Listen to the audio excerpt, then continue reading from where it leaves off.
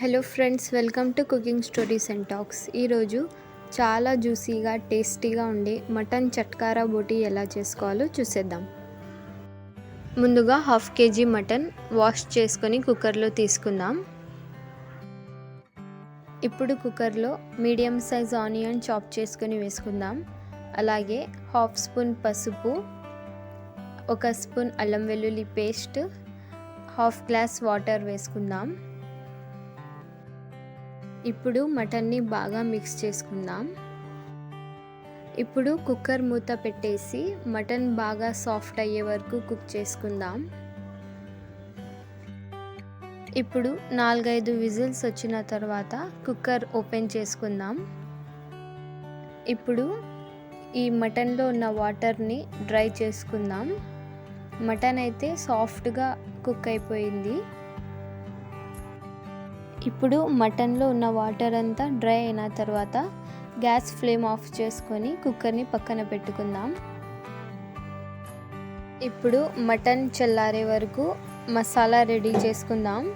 ఒక బౌల్లో టేస్ట్కి సరిపడా కారం, 1/2 స్పూన్ గరం మసాలా, 1 స్పూన్ ధనియా పౌడర్, కొంచెం రెడ్ ఫుడ్ కలర్ యాడ్ చేసుకుందాం.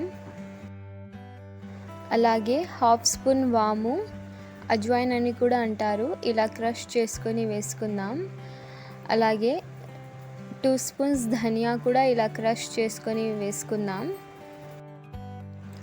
ఇప్పుడు 1 spoon chilli flakes, 1 spoon chaat masala వేసుకుందాం.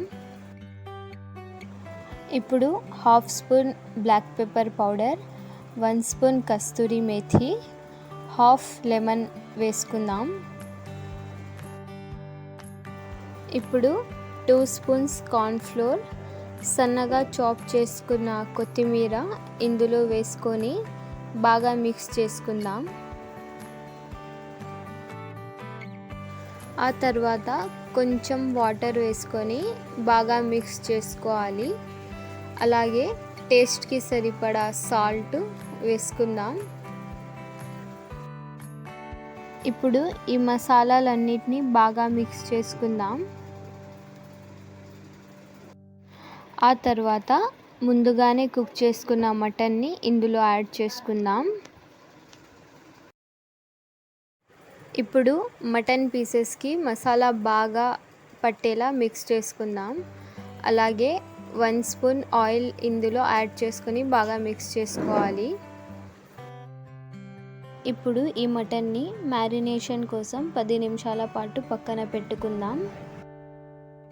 ఆ తర్వాత కడాయిలో ఆయిల్ తీసుకుందాం.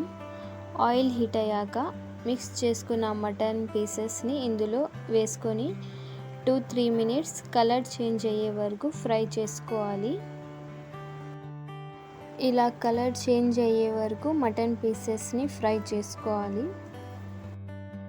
అంతే ఫ్రెండ్స్, ఎంతో క్రిస్పీగా జ్యూసీగా ఉండే చట్కారా బోటీ రెసిపీ అయితే రెడీ అయిపోయింది. మీకు నా రెసిపీ నచ్చినట్టయితే తప్పకుండా నా ఛానల్ని సబ్స్క్రైబ్ చేయండి, షేర్ చేయండి. Thank you for watching.